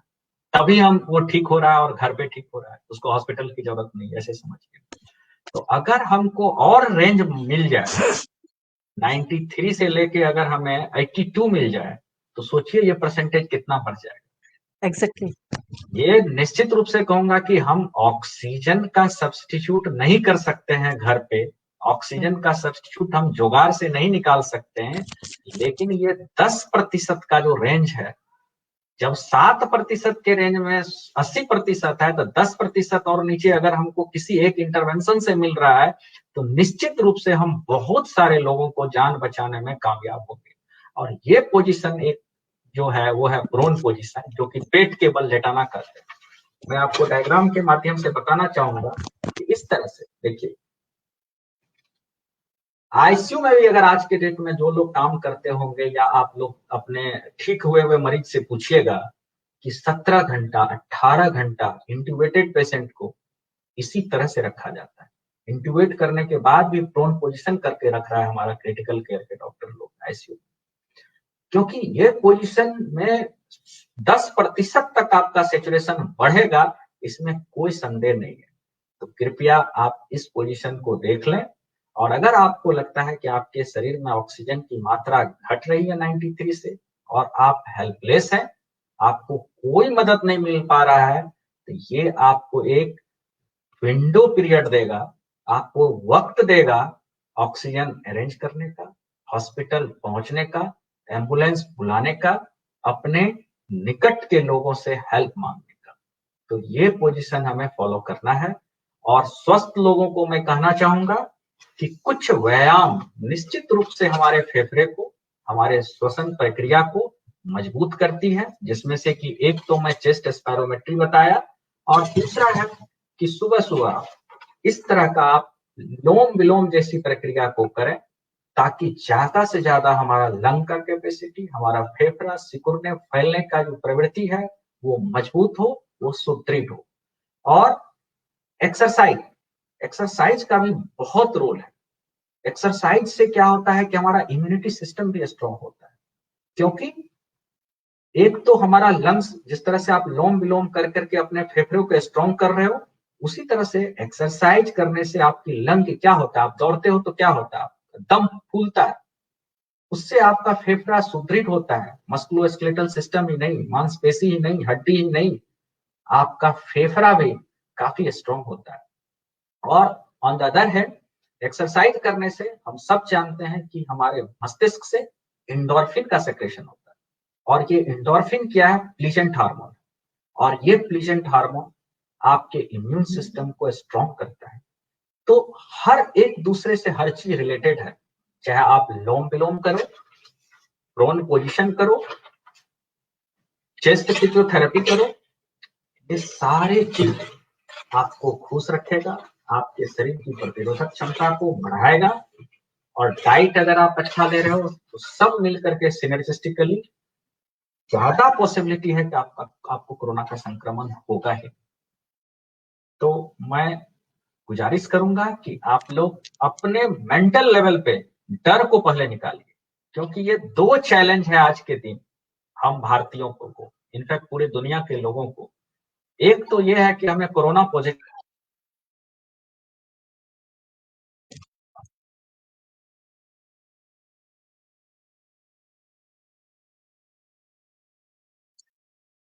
डॉक्टर साहब आपकी आवाज नहीं आ रही है, लगता है कुछ कनेक्टिविटी का इशू है। तो जब तक डॉक्टर साहब वापस से कनेक्ट हो पा रहे हैं, तब तक मैं सभी दर्शकों को रीएम्फेसाइज करूंगी कि पोजीशनिंग का रोल बहुत इंपॉर्टेंट है। इसमें लोगों को अपना जो अपनी इम्यूनिटी बढ़ाने के लिए डीप ब्रीदिंग एक्सरसाइज करनी चाहिए, जैसा योगा में हम अनुलोम विलोम करते हैं। और डॉक्टर साहब ने दिखाया था एक जो बॉल से उठाने वाली एक्सरसाइज के बारे में, वो करना चाहिए। और दूसरा, हमें जो पोजीशनिंग है, प्रोन पोजीशनिंग, कि उल्टा लेटने से जो वो है, लोगों को टाइम मिल जाता है, एक टाइम गैप मिल जाता है उससे सैचुरेशन बढ़ाने का। इससे हम जो प्रॉब्लम्स है उनको डिले कर सकते हैं। डॉक्टर साहब हमारे साथ दोबारा कनेक्ट हो रहे हैं। डॉक्टर साहब ने कनेक्ट कर दिया। हाँ डॉक्टर साहब, हाँ वापस से आप कनेक्ट हो रहे हैं, हम आपको देख पा रहे हैं। तो प्लीज कंटिन्यू कीजिए जब से आपने छोड़ा था। तो इलेक्ट्रिसिटी का प्रॉब्लम हो गया था। तो मैं ये कह रहा था कि हम दो चुनौतियों से अभी हम लोग लड़ रहे हैं। एक तो है कि कोरोना पॉजिटिव हो गया, लोग भयभीत हो जा रहा है। दूसरा चुनौती ये है कि हम गरीब लोगों के लिए, जो लोग जीविकोपार्जन के लिए दर दर भटकता है, अगर वो एक दिन घर में बैठ जा रहा है तो उसको खाना नहीं मिलता है। तो मैं ये भी गुजारिश करूंगा कि रेदर देन आइसोलेटिंग, हम यूथ को, हम जो सक्रिय लोग हैं, जिस पर कि मतलब कि हमारा पूरा भारतवर्ष मतलब कि नाच करता है, तो एक B3 कंसेप्ट बनाया है आइसोलेशन का, बूढ़े, बच्चे और बीमार। B3 आइसोलेशन, बूढ़े, बी से बूढ़ा, बी से बच्चा, बी से बीमार, ये 3 लोगों को आप आइसोलेट कीजिए। और B3 isolation and youth participation. और जो हमारा यंग है, हमारा जो युवक है, उनको पार्टिसिपेट करना है अपने जीविकोपार्जन के लिए, अपने घर के लोगों के लिए। और डेफिनेटली मैं उन लोगों से भी रिक्वेस्ट करूंगा कि आप पार्टिसिपेट तो करो, लेकिन by following all the concept जो कि शुरू में बताया, कि क्लीन एंड वेंटिलेटेड रूम में, वेंटिलेटेड मेस में जाकर के न्यूट्रिशियस डाइट खाना है, मास्क पहनना ही है, सैनिटाइजेशन का पालन करना है, सोशल डिस्टेंस का पालन करना है। तभी हम बैलेंस कर पाएंगे जो गरीब तबके के लोग हैं, क्योंकि ये सोशल डिस्टेंस या बाकी चीज उत्कृष्ट लोग जो हैं, कुछ एलाइट ग्रुप के जो लोग हैं हमारे समाज में, उनके लिए तो सही है, लेकिन गरीब लोगों के साथ फिजिबल हो नहीं पाता है। वो कोरोना से तो बच जा रहा है, लेकिन भुखमरी से मर जा रहा है। तो हमें बैलेंस करना पड़ेगा कि बूढ़े, बच्चे, बीमार को बचाते हुए जो हमारा यूथ है उसका पार्टिसिपेशन बढ़ाएं, by following all the concept जो कि हम लोगों ने डिस्कस किया। बहुत बढ़िया से आपने बताया डॉक्टर साहब। B3 आइसोलेशन, बूढ़े, बच्चे और बीमार को आइसोलेट किया जाए, और यूथ है जो स्वस्थ लोग हैं वो अपनी भागीदारी समाज के और देश के प्रति निभाए। बहुत बढ़िया कॉन्सेप्ट आपने डॉक्टर साहब बताया, और ऑलमोस्ट बहुत सारी चीजें आपने कवर की हैं। डॉक्टर साहब एक और चीज है, लोगों के मन में जो सवाल है ये है कि मुझे दोबारा टेस्ट कब कराना है? एक बार पॉजिटिव आ गया, होम आइसोलेशन में रह गया, तो उसको होम आइसोलेशन से बाहर आना, या कब वो होम आइसोलेशन से बाहर आए, या कब रीटेस्टिंग कराए, इसके बारे में प्लीज अपने विचार दीजिए। ये बहुत कॉमन क्वेश्चन है, हर लोग परेशान होता है। इसके लिए शुरू में भी हम लोग डिस्कस किए, फिर से मैं मोर एम्फेसाइज कर रहा हूँ। अगर आप होम आइसोलेशन में विदाउट एनी सिम्टम्स हैं तो 14 डेज, अगर सिम्टम्स है आपको तो 10 day with 3 additional days without symptoms. 10 दिन तक प्लस 3 दिन तक ऐसा होना चाहिए, या 10वां दिन हो सकता है आपके लिए 12वां दिन हो जो कि सिम्टम्स रहा हो। तो जब तक सिम्टम्स है, जो कि एवरेज टाइम उसके लिए 10 दिन माना गया है, हो सकता है एक आध दिन आगे पीछे हो, प्लस 3 एक्स्ट्रा डेज कि आपको कोई सिम्टम्स ना हो, बुखार नहीं हो, कोई प्रॉब्लम नहीं हो, ऑक्सीजन की आवश्यकता नहीं हो। तो ये हुआ आपका जो सिम्टम्स नहीं है उनके लिए।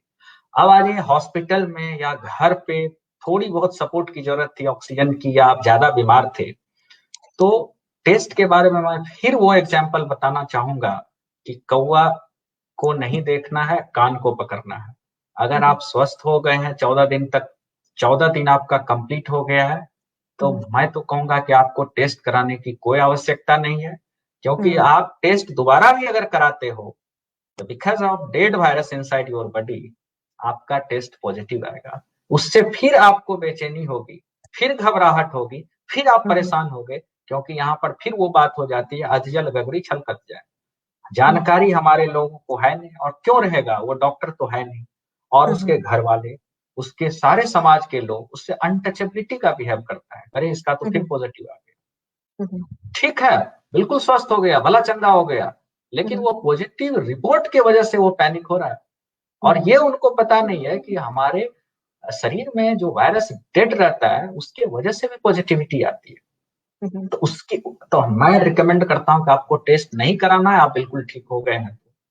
और अगर कराना भी है तो 21-22 दिन के बाद कराइए, काम पे आप 14 दिन के बाद उतर जाइए अगर आप स्वस्थ हैं। जी धन्यवाद डॉक्टर साहब। तो जैसा डॉक्टर साहब ने बताया कि अगर आपको आइसोलेशन में रहने के बाद 3 दिन तक सिम्टम नहीं है, सिम्टम का मतलब बुखार नहीं आया है, आपने दवाई भी नहीं ली और उसके बावजूद आपको बुखार नहीं आया है। नंबर 2, आपको सैचुरेशन रूम एयर पे आप मेंटेन कर पा रहे हैं 93%, और अगर आपको कोई और दिक्कत नहीं है, डायरिया या शरीर में दर्द, इस तरह की कोई दिक्कत नहीं है, सिम्टम फ्री है, तो 3 दिन तक आप ऐसा रहने के बाद आप वापिस से नॉर्मल तरीके की जिंदगी जी सकते हैं, बशर्ते आपको आपको उस नियम का पालन करना पड़ेगा। मैं क्लीन एंड वेंटिलेटेड रूम में, वेंटिलेटेड मेस में जाकर न्यूट्रिशियस खाना खाऊंगा, ठीक है, वो उस चीज का आपको पालन करना ही पड़ेगा। तो बहुत अच्छे तरीके से डॉक्टर साहब बताया। अब हम अपने दर्शकों के सवाल लेते रहेंगे बीच में, और दर्शकों से अनुरोध है कृपया अपने सवाल जल्दी से चैट बॉक्स में आप टाइप कर सकते हैं, क्योंकि अब हम आपके सवाल ले रहे हैं, अगर किसी को सवाल है तो। अभी जो हमारे पहले सवाल आए थे, तो एक हमारी व्यूअर है क्रिस्टीना, वो उनका सवाल था कि डी लैम्प किस एज ग्रुप के लोगों के लिए है, और बच्चों में क्या डी लैम्प फॉलो कर सकते हैं, यदि हाँ तो कैसे फॉलो कर सकते हैं? डी लैम्प के चार्ट को दोबारा दिखा के आपको बताना पड़ेगा। ये डेफिनेटली ये मैं एडल्ट के लिए बनाया हूँ, सॉरी, ये एडल्ट के लिए ये डी लैम्प है जो डोज इसमें दिया गया है। आप जैसे बच्चे हैं तो दवाई सारी सेम रहती है। बच्चे में मैंने पेडियाट्रिशियन के साथ मीटिंग किया, अपने एम्स पटना के सारे पेडियाट्रिशियन के साथ, उन लोगों का यही कहना है कि बच्चे में तो आप डेक्सामेथासोन भी होल्ड कर सकते हो, लो मोलिकुलर वेट हिपेरिन भी होल्ड कर सकते हो।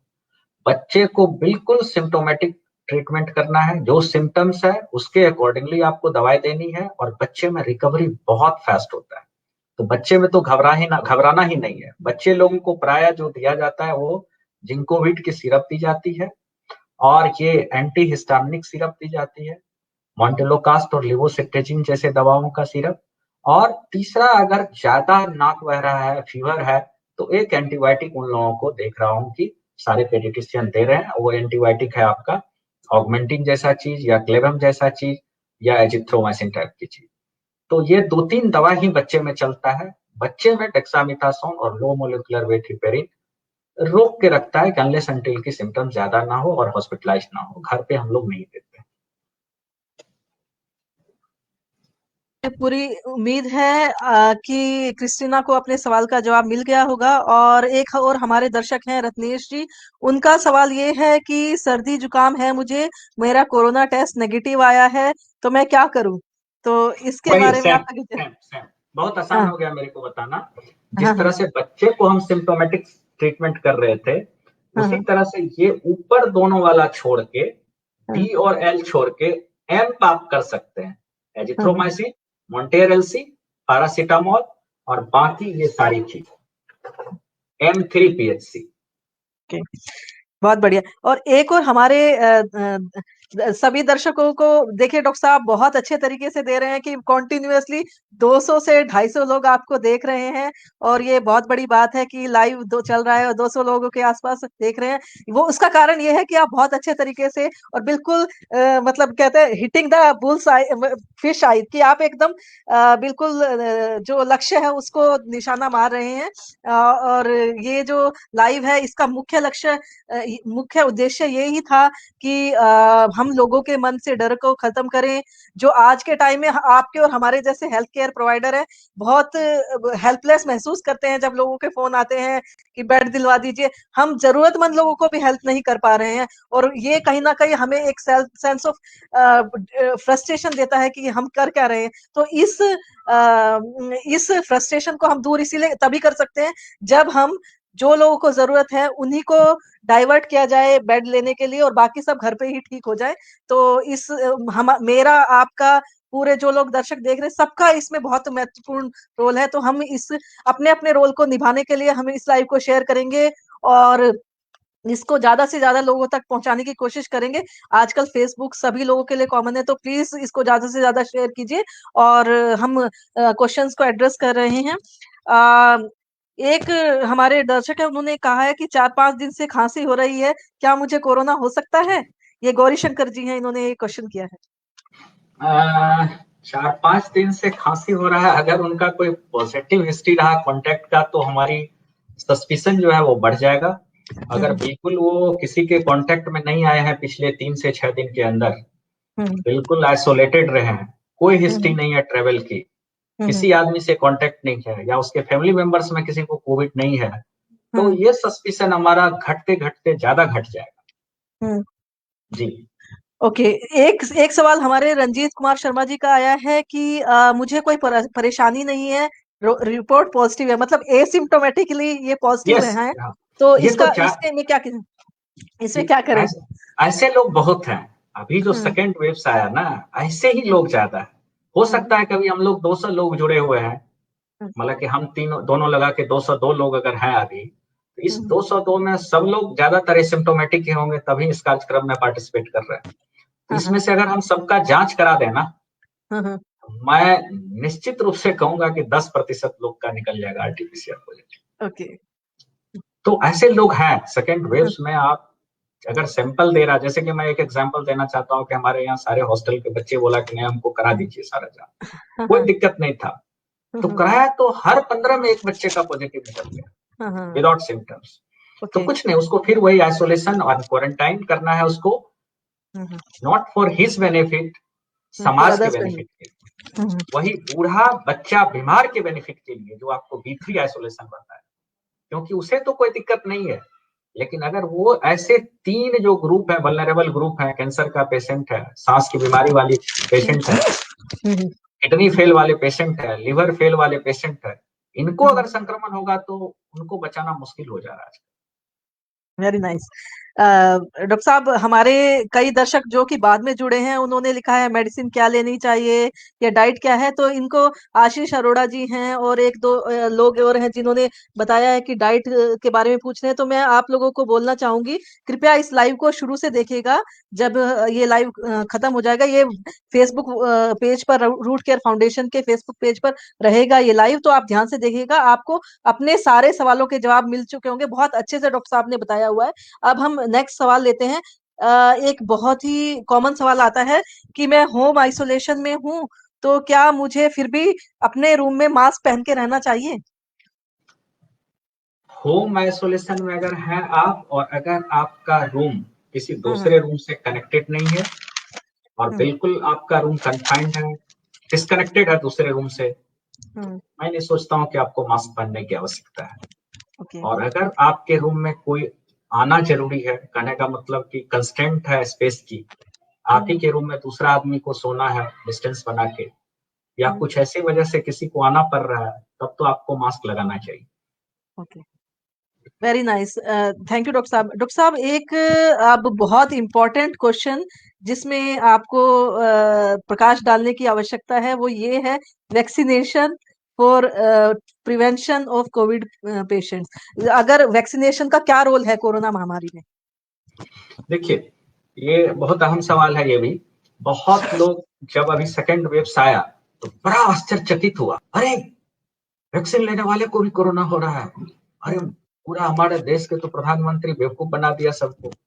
बहुत लोगों का ये कहना था, अरे क्या हो गया, सबको हो रहा है। तो ये साइंटिफिक नॉलेज कम थी लोगों को। मेरा कहना है कि आप अगर वैक्सीन लिए हुए हो तो आपको डिजीज ये नहीं होने देगा। हम्म। संक्रमण से वैक्सीन नहीं बचाता है, संक्रमण तो होगा ही। संक्रमण क्या है? वायरस का, एक संक्रमित व्यक्ति का वायरस हमारे शरीर में प्रवेश करना, यही संक्रमण है। हम्म। तो संक्रमण तो होगा ही आपको, लेकिन क्योंकि आपने वैक्सीन लिया हुआ है तो आपके शरीर में एंटीबॉडी बन चुका है, तो वो जो संक्रमण हुआ उसके सिवियरिटी को, उसके कंडीशन को कम करेगा, उसकी तीव्रता को कम करेगा। जो लोग मर रहे थे अब मरेगा नहीं, आईसीयू में जाके ठीक होगा। जो लोग आईसीयू में जाने की संभावना थी उसको ऑक्सीजन लेके ठीक हो जाएगा। जो लोग की शरीर ऐसा था कि ऑक्सीजन की जरूरत पड़ती, वो घर पे रह के ठीक होता। जो लोग को दवाई की जरूरत थी उसको बिना दवाई का ठीक होगा। और जो लोग संक्रमित होने की पॉसिबिलिटी थी वो संक्रमित संक्रमित नहीं होएगा। तो वैक्सीन का क्या है कि आपको बीमार नहीं होने देगा, आपको मरने नहीं देगा, आपको उसके तीव्रता से बचाएगा। संक्रमण से रोक देना, ये थोड़ी सी जानकारी के अभाव में लोग परेशान हो गए थे। मैं तो सब लोगों से रिक्वेस्ट करेंगे कि अब सरकार 1 मई से 18 साल से ज्यादा उम्र के लोगों के लिए वैक्सीनेशन ड्राइव स्टार्ट किया है। इसमें बढ़ चढ़ करके हिस्सा लेना चाहिए। और वैक्सीन और ये जो नेचुरल इन्फेक्शन हो रहा है, ये दोनों का जब तक कॉम्बिनेशन नहीं होगा तब तक हर्ड इम्यूनिटी नहीं डेवलप होगा, जिसको कि हम झुंड उन्मुक्ति बोलते हैं, हर्ड इम्यूनिटी। ये झुंड उन्मुक्ति तभी होती है जबकि हमारा पूरे देश में, राज्य में या पूरे विश्व में 60 से 70% लोग इन्फेक्ट ना हो जाए या वैक्सीनेट ना हो जाए। तो ये तो हम नेचुरल इन्फेक्शन हो ही रहा चाहता, अगर साथ में हम वैक्सीनेशन ड्राइव में अगर बढ़ चढ़ करके पार्टिसिपेट करेंगे तो ये 70% का जो आंकड़ा है इसको हम प्राप्त कर पाएंगे और हम कोरोना पर विजय प्राप्त करेंगे। तो वैक्सीन तो लेनी ही लेनी है। बहुत बढ़िया बताया डॉक्टर साहब आपने कि वैक्सीन लेना ही लेना है। वैक्सीन लेने से ऐसा नहीं है कि संक्रमण नहीं हो सकता, लेकिन वैक्सीन लेने से जो सिवियरिटी है, अगर मरने के चांस है, वो कम हो जाएंगे। ठीक है, तो ये बहुत इंपॉर्टेंट है। और जो जो इससे वैक्सीन जो लोग ले रहे हैं, जो लोग ले चुके हैं, उनको फिर भी मास्क और सोशल डिस्टेंसिंग का पालन करना चाहिए। और बिल्कुल। इस महामारी से लड़ने के लिए हमें वैक्सीनेशन करवाना बहुत इंपॉर्टेंट है, ताकि हमारी नेचुरल इम्यूनिटी और जो हमारी बाहर से वैक्सीनेशन के द्वारा इम्यूनिटी डेवलप हो सके। तो बहुत इंपॉर्टेंट है वैक्सीनेशन, सब लोग वैक्सीनेशन कराएं। अगर एक और सवाल है डॉक्टर साहब कि अगर किसी को कोरोना हो जाता है, तो उसको वैक्सीन तुरंत लगवा लेनी चाहिए, थोड़ा रुकना चाहिए? अगर कोरोना संक्रमण हो गया तो रुकना चाहिए, वैक्सीन उस वक्त नहीं, क्योंकि उसको तो नेचुरल इन्फेक्शन हो ही गया, पहले उससे हाँ, हाँ, उबर लें तब वैक्सीनेशन हाँ, करें। जी। Okay, very nice. डॉक्टर साहब, एक एक दर्शक है ट्विंकल गुप्ता, उनका सवाल आया, मैं स्क्रीन पे कर रही हूँ। somebody is asking to buy nebulizer only and use is plain without the medication to avoid the need for oxygen. Now all are running to chemist to buy nebulizer. इस बारे में आप क्या कहना चाहेंगे डॉक्टर साहब? ये कहना चाह रही हैं, मुझे हम जो समझ पा रहे हैं कि नेबुलाइजर क्या ऑक्सीजन का सब्स्टिट्यूट है? लोग नहीं, आजकल नहीं, भाग रहे हैं केमिस्ट के पास कि नेबुलाइजर लेने के लिए। क्या ये ऑक्सीजन नहीं, नहीं, सिलेंडर का नहीं, सब्स्टिट्यूट है? नहीं, नहीं, ये ऑक्सीजन सिलेंडर ऑक्सीजन का सब्स्टिट्यूट नहीं है। हम्म, ये आपके एयरवे, वही जो रास्ता है, ये लंग्स को अगर हम महल मानते हैं, तो हम्म, ये जो महल जाने का रास्ता है, हम्म, इसमें जो कंजेशन होता है, इसमें जो संकुचन होता है, इसमें जो हम्म, टकराव आता है, नैरोइंग होती है, जिस वजह से हमारा एयर वहां तक महल तक पहुंच ही नहीं पाता। इस रास्ता को पेटेंट कर रखने में और इस हम्म, रास्ता को खोलने में जो ब्रोंकोडायलेटर जैसा काम करता है, बहुत सारे डेरिफाइलिंग या ब्रोंकियल अस्थमा वाले लोग जो पफ उफ लेते हैं, उस तरह के चीज को ऑगमेंट करता है ये, भाप लेना या विक्स लगाना या नेबुलाइज करना। आप देखते होंगे कि आपको सर्दी जुकाम हुआ, नाक बंद हो जा रहा है, माउथ ब्रीथ करते रहता है, लोग मुंह से सांस लेता, नाक बंद हो गया। तो इस समस्याओं को ठीक करने के लिए नेबुलाइजेशन या जैलोमेटाजोलिन या ओट्रिविन जैसे जो नेजल ड्रॉप्स हैं वो काम आता है, ना कि ये आपको ऑक्सीजन का सब्स्टिट्यूट है, बिल्कुल नहीं। Very nice. एक और सवाल हमारे दर्शक का आया शुभम जी का, कि क्या प्रेग्नेंट और ब्रेस्ट फीडिंग वुमेन वैक्सीनेशन करवा सकती हैं? बिल्कुल करवा रहे हैं, एकदम कराना चाहिए। ओके। तो डॉक्टर साहब, आपने बहुत अच्छे से बताया। ये लाइव हमने लगभग अभी 1.25 घंटे तक चला लिया है और बहुत अच्छे तरीके से आपने सारे सवालों के जवाब दिए। अब एक जो आप एम्स पटना में हेड हैं इमरजेंसी डिपार्टमेंट के, और आप बहुत ही प्रख्यात डॉक्टर हैं, और सब लोग आप पूरा समाज आपके इन मैं पूरी श्योर हूँ कि इतने सारे लोग जो करीब 200 से 250 लोग हमें कंटिन्यूअसली देख रहे हैं, वो आपके शब्दों से बहुत राहत मिली होगी उनको। और उसके ये जो हमारा रूट केयर फाउंडेशन है, इसका ये प्रयास रहता है कि समाज में जो समस्याएं हैं उसमें उससे लोगों की हेल्प कर सके। तो जानकारी ही बचाव है, इस प्रिंसिपल को हम बहुत अच्छे से समझते हैं और इस प्रिंसिपल को फॉलो करने की कोशिश करते हैं।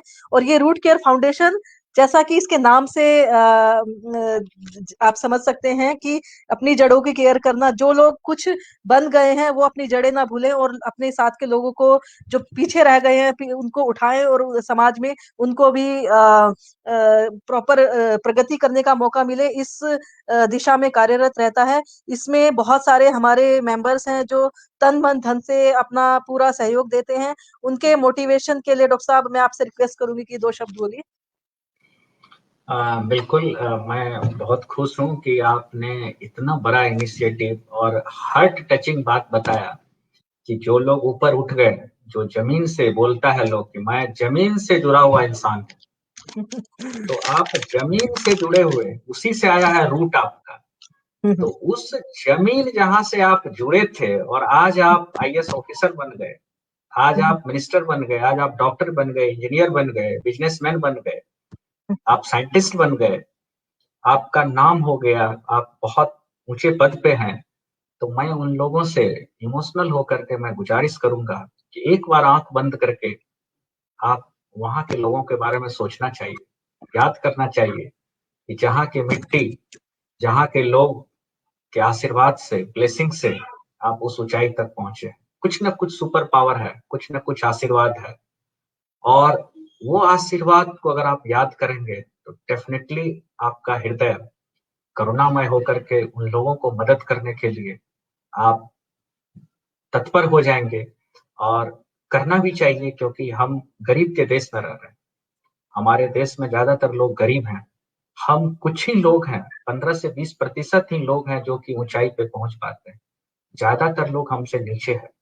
तो कभी भी नहीं भूलना चाहिए उनकी आंखों को। एक बार अगर आप याद करके देखोगे तो हर इंसान को अपनी इस छोटी सी जिंदगी में मदद करनी चाहिए। तो मैं उन सारे लोगों से गुजारिश करूंगा कि रूट केयर फाउंडेशन के कंसेप्ट को फॉलो करना चाहिए, इसको मदद करना चाहिए और इसमें पार्टिसिपेट करना चाहिए, इसमें मेंबरशिप लेकर के जितना भी हो सके कंट्रीब्यूशन आपके शिक्षा से होता है, आपका क्षेत्र से होता है। अगर आप कल्चर के फील्ड में हो, अगर आप म्यूजिक जानते हो, अगर आप डांस जानते हो, अगर आप चिकित्सा जानते हो, अगर आप पढ़ाना जानते हो, जिस क्षेत्र में हो, उसी क्षेत्र के जो चीज है उसको आप सोचो कि आप अपने समाज में, आप अपने जो जमीन से जुड़े हुए जहां से आए हो वहां के लोगों के लिए क्या कर सकते हो, नीड और पावर क्या है वहां के लोगों का। तो ये रूट केयर फाउंडेशन एक अच्छा प्लेटफॉर्म है जहां से कि आप जुड़ करके उन सारे गरीब लोगों को मदद कर सकते हैं और ऐसे लोगों को मदद करके जो आपको खुशी मिलेगी, शायद वो कितना भी अरबपति बन जाओ, खरबपति बन जाओ, वो नहीं मिलेगा।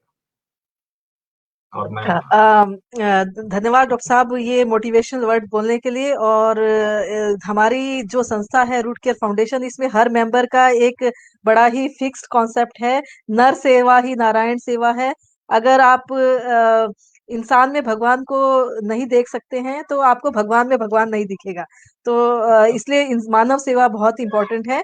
एक जस्ट एक हम वीडियो दिखाएंगे रूट केयर फाउंडेशन के। उससे पहले एक जस्ट एक लास्ट सवाल है श्री संजीव कुमार जी का। उनका ये है क्या कि हार्ट पेशेंट वैक्सीनेट हो सकते हैं या नहीं? यस, हो सकते हैं। इनफैक्ट इन लोगों को ज्यादा प्रमोट करना है, जिसकी जितनी कोमोर्बिडिटी है उन लोगों को उतना वैक्सीनेशन के लिए प्रमोट करना चाहिए, क्योंकि उनको बचाना। देखे भी होंगे कि हमारे देश में जो सिस्टम है, वैक्सीनेशन की जो पॉलिसी है, जो गाइडलाइन है, जो ज्यादा कोमोर्बिड पेशेंट है, जो ज्यादा वल्नरेबल है बीमारी के लिए, उनको पहले बचाना रहता है। इसीलिए पहले देखे होंगे कि सीनियर सिटीजन को दिया गया, 60 साल से ज्यादा वाले को दिया, फिर बोला कि 40 साल से ज्यादा विथ बीमारी, अब जाकर के आया है कि 18 साल से ऊपर। तो ये अपने आप में यही मैसेज देता है कि अगर कोई बीमार है तो उनको तो बढ़ चढ़ करके हिस्सा लेना है, क्योंकि वो ज्यादा वल्नरेबल है टू गेट इन्फेक्शन, क्योंकि धन्यवाद उनको डॉक्टर अगर साहब। होता है जी। धन्यवाद डॉक्टर साहब इस विषय पर प्रकाश डालने के लिए। अभी एक रूट केयर फाउंडेशन का इंट्रोडक्टरी वीडियो दिखाएंगे हम। वो चलता जा रहा है, इबादत इंसानियत लिखता जा रहा है, सिखाकर अनुभवों से अपने जड़ें मजबूत करता जा रहा है। वो चलता जा रहा है, भटका भी बहुत इन रास्तों पर, वो खुद रास्ते बनाता जा रहा है। भटका भी बहुत इन रास्तों पर, वो खुद रास्ते बनाता जा रहा है। दर्द गरीबी से वाकिफ़ है शायद, दर्द गरीबी से वाकिफ़ है शायद, इसलिए उम्मीदों का जहां लिखता जा रहा है। खुशियां बांटकर भी वो गुमसुम सा बैठा है, जागकर भी सपने संजोए जा रहा है। वो चलता जा रहा है, हितों को भूल कर अपने, समय को रोक कर अपने, किसी की जान की खातिर, किसी के मान की खातिर, मुसीबतों से उबर कर बढ़ता जा रहा है। वो चलता जा रहा है, लेकर इरादे दिल में नेकी के, लेकर इरादे दिल में नेकी के, धीरे धीरे ही सही काफिला ये बढ़ता जा रहा है।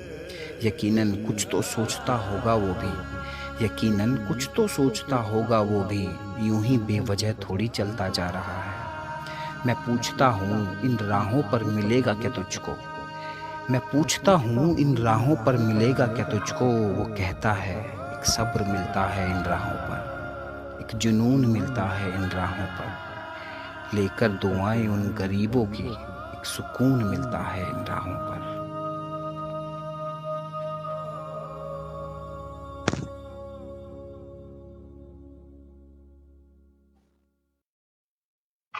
ये जैसा कि इस वीडियो में दिखाया डॉक्टर साहब कि जो हम रूट केयर फाउंडेशन के माध्यम से हम शिक्षा, स्वास्थ्य और संस्कृति के क्षेत्र में काम कर रहे हैं। और इसी मुंह में डॉक्टर साहब आप यहाँ आए, यहाँ आपने अपना इतना कीमती समय दिया। 1 घंटे का लाइव होना था लेकिन लगभग 1.5 घंटे चल गया है और कंटिन्यूअसली 200 से ज्यादा लोग, 250 के आसपास तक लोग आपको देख रहे हैं। तो आपका बहुत बहुत धन्यवाद डॉक्टर साहब, आपने अपना कीमती समय दिया। और ये समय रूट केयर फाउंडेशन की तरफ से मैं आपका हृदय से धन्यवाद करती हूँ।